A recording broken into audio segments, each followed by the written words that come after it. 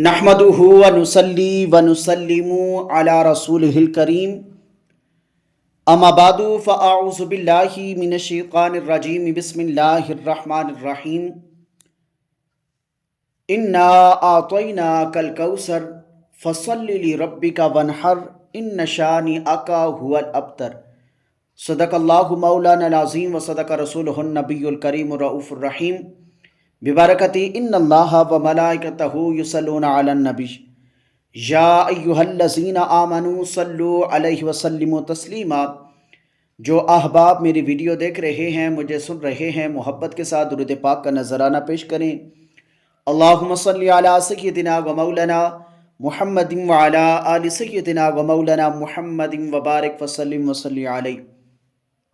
الصلاۃ والسلام علیک یا سیدی یا رسول اللہ وعلی آلک و اصحابک یا سیدی یا حبیب اللہ۔ الصلاۃ والسلام علیک یا سیدی یا رسول اللہ وعلی آلک و اصحابک یا رحمۃ للعالمین۔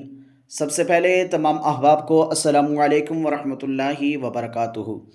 آج کی اس ویڈیو میں عید کی نماز پڑھنے کا مکمل طریقہ بیان کرنا چاہوں گا۔ دعا ہے کہ اللہ رب العزت مجھے حق اور سچ بیان کرنے کی توفیق عطا فرمائے۔ میرے حضور علیہ السلام کے غلاموں، اللہ رب العزت نے قرآن مجید میں ارشاد فرمایا انا اعطیناک الکوثر فصل لربک وانحر ان شانئک هو الابتر۔ بے شک ہم نے آپ کو جو کچھ عطا کیا بے حد و بے حساب عطا کیا، پس آپ نماز پڑھا کریں اپنے رب کے لیے اور قربانی دیں اسی کی خاطر، یقیناً آپ کا جو دشمن ہے وہی بے نام و نشان ہوگا۔ میرے حضور علیہ السلام کے غلاموں، یاد رکھیں قربانی ذبح کرنے کا وقت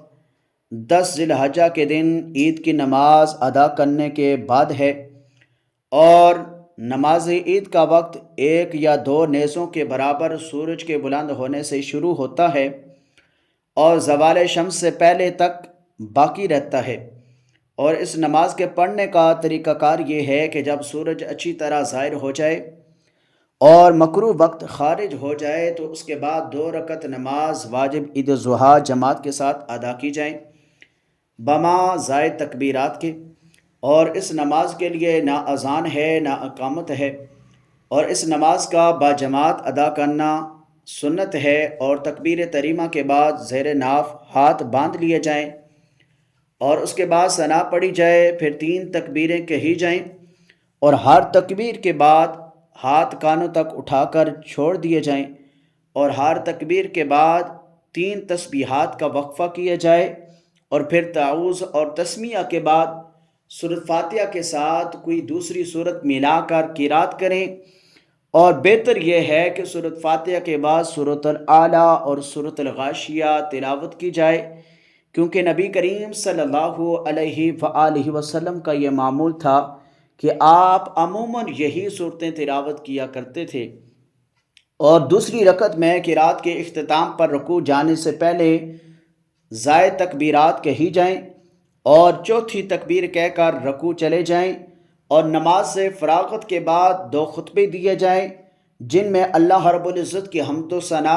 اور حضور علیہ السلام پر درود پاک پڑھا جائے،